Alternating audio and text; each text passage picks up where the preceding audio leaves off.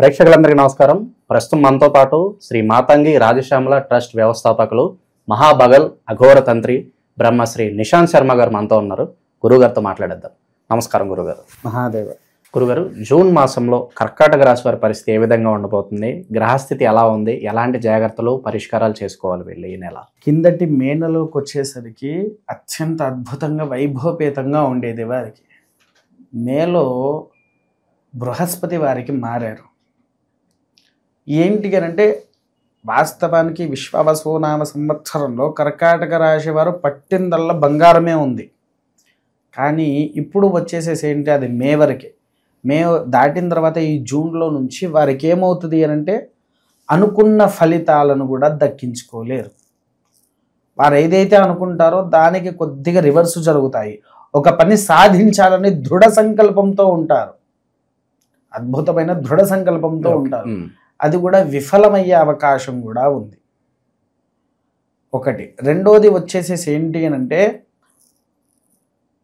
దూరపైనటువంటి బంధుమిత్రులు కలిసే ఏకకాలం అవుతుంది వారికి. వారికి మంచి ఎప్పుడు అనంటే బంధువులందరూ కలవడం జరుగుతూ ఉంటుంది. వారికి అన్న తమ్ముళ్ళు, అక్క చెల్లెలు, బావ బామ్మర్దులు అందరూ గొడవలు పడి విడిపోయేవారు ఉన్నారు చూసారా, వాళ్ళు కూడా దగ్గరయ్యే అవకాశాలు 100 పాళ్ళు ఉంది. 100కు 100% ఉంది. విన్నారా? కాకపోతే ఏంటి అంటే ఈ కర్కాటక రాశి వారికి అహంకారం అనేది ఎక్కువ ఉంటుంది. అహంకారము అంటే నా అంతటి వాడు లేడు, నేను చెప్పిందే రైట్. ఎందుకంటే వీళ్ళు మొండివాడు. ఎంత మొండివాళ్ళు అంటే అంత మొండివాళ్ళు. ఎదుటి వ్యక్తికి కూడా రెస్పెక్ట్ కూడా ఒక్కొక్కసారి ఇవ్వరు వీళ్ళు. అంత అంటే వారి కోపం వచ్చింది అనుకోండి, ప్రపంచాన్ని కూడా నాశనం చేసే అంత కోపం వస్తుంది వారికి. విన్నారా? ఇంకొకటి ఏంటంటే బద్ధకం బాగా పెరుగుద్ది వీళ్ళు. బద్ధకస్తులు ఎవరయ్యా అంటే కర్కాటక రాశి వారు. ఎందుకంటే కర్కాటక రాశి వారికి అందులో పుష్యమి నక్షత్రం వారికైతే శని నక్షత్రాధిపతి బద్ధకం బాగా పెంచుద్ది. 3 నక్షత్రాలు కర్కాటక రాశి వారికి.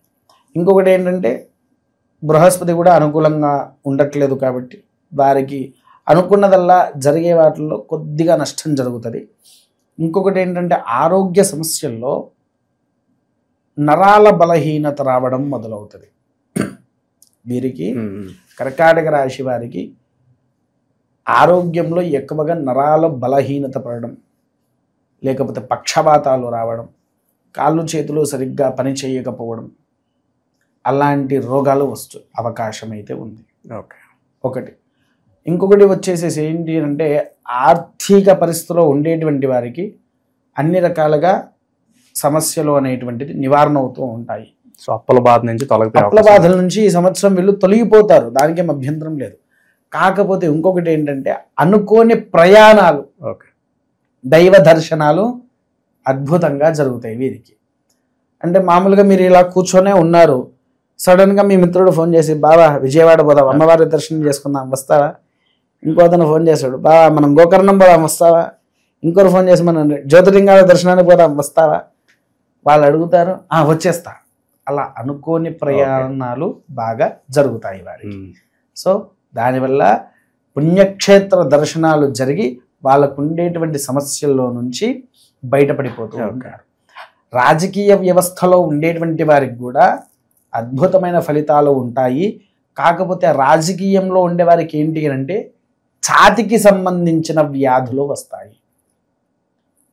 లివర్ ఉంటుంది చూసారా, లివర్, గుండె, ఈ వీటికి సంబంధించినటువంటి వ్యాధులు వీరికి బాగా వస్తూ ఉంటాయి. వారు కాస్తంత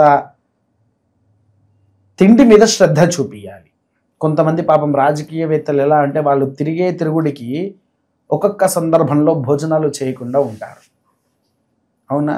రక్షక భటులు కూడా ఎవరు పోలీస్ వ్యవస్థలో ఉండేవారు సందర్భాన్ని బట్టి భోజనాలు అనేటువంటిది చేయరు. వీరి ఇరుగురికి కూడా లివర్కి గుండెకు సంబంధించినటువంటి వ్యాధులు వస్తూ ఉంటాయి. ఆ వ్యాధుల నుంచి బయటపడాలి అని అంటే కనుక ఖచ్చితంగా 3 పూటల భోజనం చేయాలి. 3 పూటల భోజనం చేయాలి. ఇంకొకటి ఏంటంటే వీరు ఇద్దరు ప్రతిరోజు ఉదయాన్నే లేచి శివాలయానికి వెళ్ళి పెరుగు తేనెతో మాత్రమే అభిషేకం చేయాలి. కేవలం పెరుగు రెండవది తేనె. ఇవి రెండింటితోనే పరమేశ్వరుడికి గనక అభిషేకం చేస్తే వాళ్లకు వచ్చేటువంటి రోగ నిరోధక శక్తి పెరిగి రోగాన్ని రానియకుండా కాపాడుతూ ఉంటుంది. విన్నారా? తర్వాత విద్యార్థులు అద్భుతమైన ఫలితాలు ఇస్తారు. చదువు పరంగా వారికి ఎటువంటి ఆలోచన లేదు. కాకపోతే ఏంటి అని అంటే, నేను చదవాలి అంటేనే వాడు చదువుతాడు, నేను చదవకూడదు అంటే వాడు ఇంకోసారి పుస్తకం కూడా ముట్టాడు. వాడు ఎప్పుడు చదువుతాడంటే, రేపు ఎగ్జామ్ అనుకోండి, వాళ్ళ పుస్తకం తీస్తాడు, ఇలా చదువుతాడు, మూసేస్తాడు, పక్క పెడతాడు, కానీ ఎగ్జామ్ రాసి వస్తాడు, వాడు ఖచ్చితమైన పాస్ ఉంటుంది.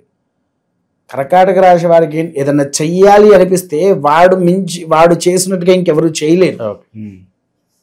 కర్కాటక రాశి వారికి ఎంత ప్రేమ ఉంటుందో అంత కోపం ఉంటుంది.